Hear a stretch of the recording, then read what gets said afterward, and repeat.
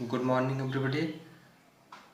आज की हमारी अगली टॉपिक होगी A closure look administration and consolidation under the Khalji and Tughlaq. मतलब खलजी और तुगलक के शासनकाल में किस प्रकार से एडमिनिस्ट्रेशन हुआ, यही हमको पढ़ना है।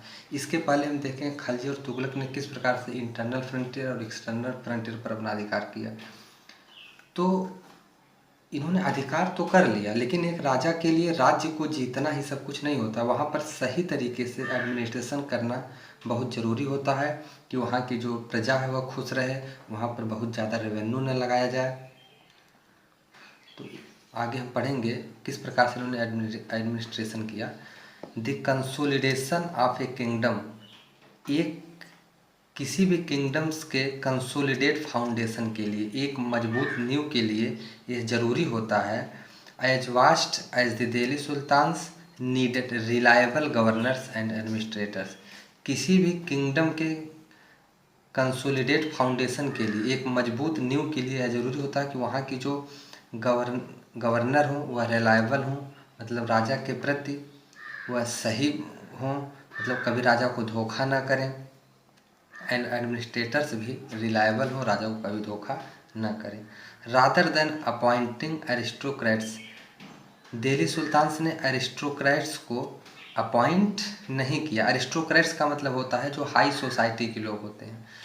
दिल्ली सुल्तान्स के पहले जितने भी गवर्नर्स या एडमिनिस्ट्रेटर्स होते थे वह एरिस्टोक्रेट्स होते थे, जो हाई सोसाइटी के लोग होते थे।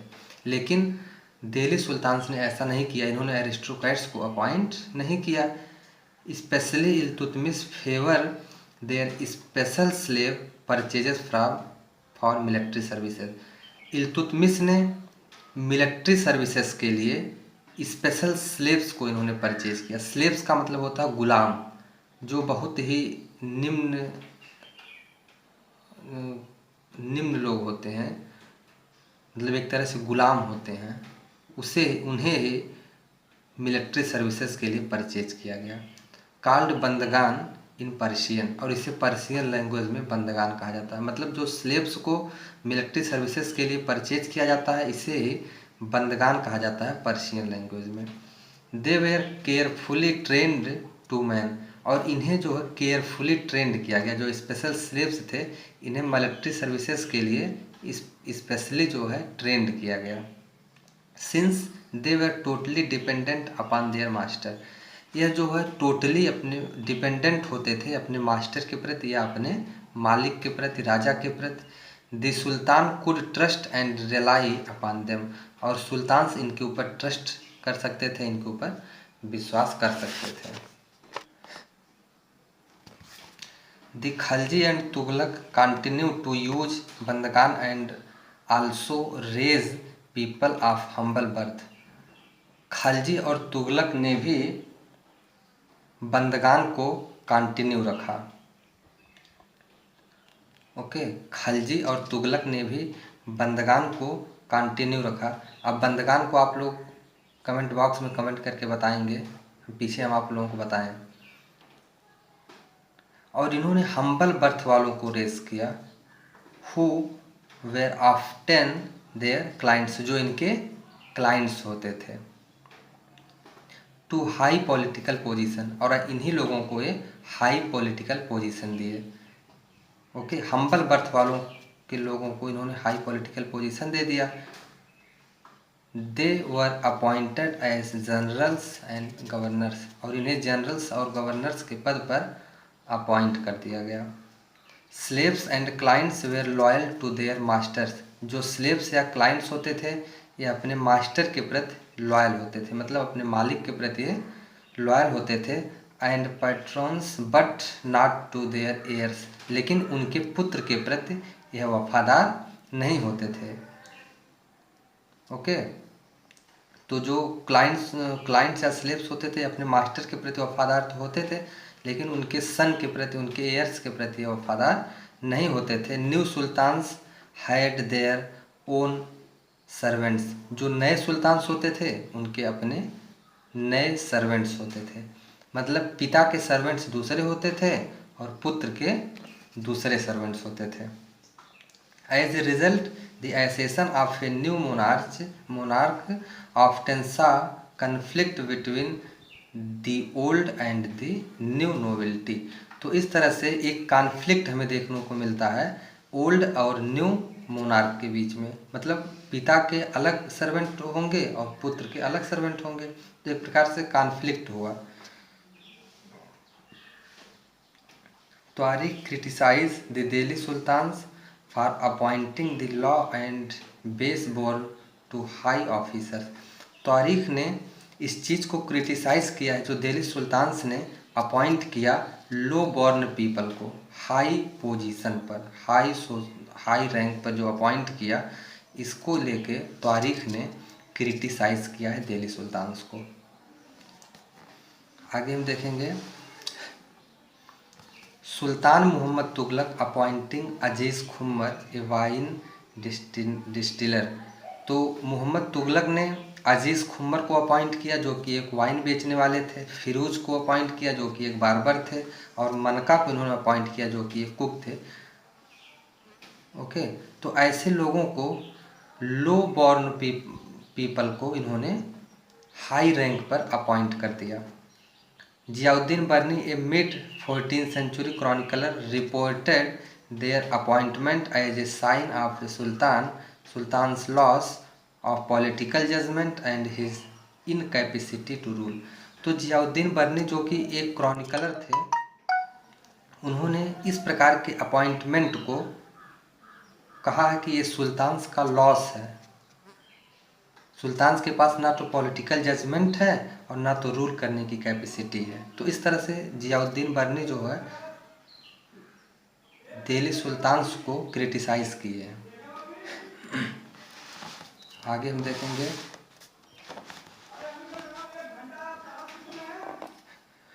Like the earlier Sultan the Khalji and Tughlaq monarch appointed military commanders as governor of territory of varying sizes। तो पहले के सुल्तान्स की तरह खलजी और तुगलक ने भी मिलिट्री कमांडर्स के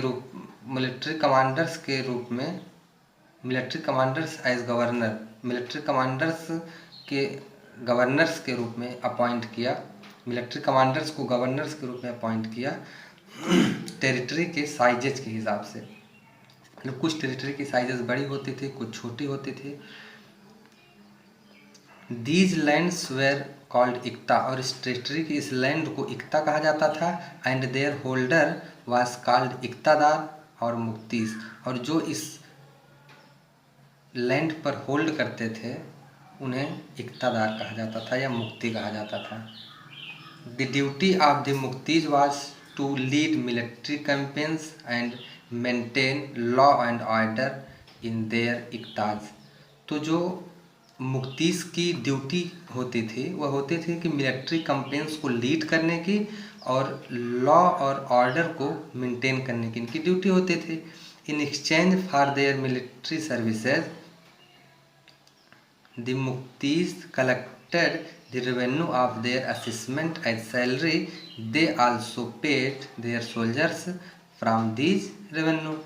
तो इसके बदले में इन्हें मुक्तीस को मिलता क्या था, वह वहाँ से रेवेन्यू कलेक्ट करते थे, जिस लैंड पर वह रहते थे वहाँ से रेवेन्यू कलेक्ट करते थे, और सोल्जर्स को यह रेवेन्यू पेड करते थे। रेवेन्यू जो है सोल्जर्स को यहाँ से सैलरी देते थे और अपना घर भी चलाते थे।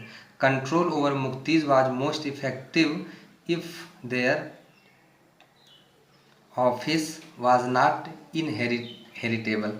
तो इस तरह से इनकी जो पोजीशन होती थी वह इनहेरिटेबल होती थी। ऐसा नहीं कि अगर पिता मुक्तिदार बन गया या इक्तादार बन गया या मुक्ति बन गया तो बेटा भी इक्तादार बनेगा, ऐसा कोई प्रावधान नहीं था। And if they were assigned इक्ताज for a short period of time before being shifted, और ये जो इक्तादार होते थे इन्हें साइट पीरियड के लिए रखा जाता था, कुछ समय के लिए रखा जाता था। These harsh condition of service were rigorously imposed during the reign of Alauddin Khalji and Muhammad Tughlaq, और कुछ हार्श कंडीशन इनके ऊपर रिगरसली इम्पोज की गई थी। Okay, accounts were appointed by the state to check the amounts of revenue collected by the मुक्तीज। तो मुक्तीज के ऊपर भी एक रैंक होती थी अकाउंटेंट्स की, जो यह चेक करते थे कि यह सही तरह से रेवेन्यू कलेक्ट कर रहे हैं कि नहीं कर रहे हैं। Care was taken that the मुक्तीज collected only the taxes prescribe by the state. मतलब जो रेवेन्यू प्रेस्क्राइब किया गया, मान लो कि एक लैंड्स पे 300 रुपये रेवेन्यू कलेक्ट करना है, तो यह देखते कि 300 रुपया कलेक्ट कर रहे हैं या ज़्यादा वहाँ से कलेक्ट कर रहे हैं। तो इसी चीज़ के लिए वहाँ पर अकाउंटेंट्स रखे गए थे। Okay, they force the landed chieftains, the सामंत aristocrats and rich landlords to accept their authority. तो जो सामंत अरिस्टोक्राट्स होते थे, इन्हें फोर्सफुल रूप से यह कहा जाता था कि आपको हमारी अथॉरिटी को एक्सेप्ट करना पड़ेगा। इसके पहले सामंत की ऐसी स्थिति नहीं थी। सामंत जहाँ पर रहते थे वहाँ से रेवेन्यू कलेक्ट करते थे और राजा को रेवेन्यू दे देते थे। लेकिन यहाँ पर सामंत की स्थिति ऐसी नहीं थी। यहाँ पर उन्हें फोर्सफुली रूप से कहा जाता था कि आपको हमारी अथॉरिटी को एक्सेप्ट करना ही पड़ेगा। The rights of the local chieftains to levy taxes were cancelled and they were also forced to pay taxes। तो इस तरह से उन्हें जो सामंताज होते थे उन्हें भी टैक्स को पे करना पड़ता था। Some of the old chieftains and landlords served the sultanate as revenue collectors and assessors।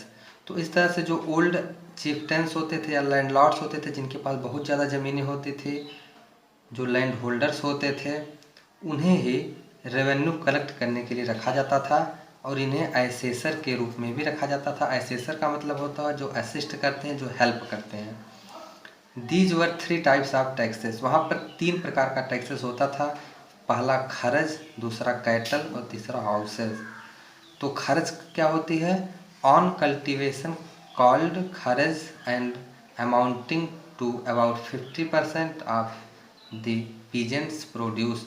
तो जो भी पीजेंट प्रोड्यूस करते थे उसका 50% खर्च के रूप में टैक्स जाती थी किंग को।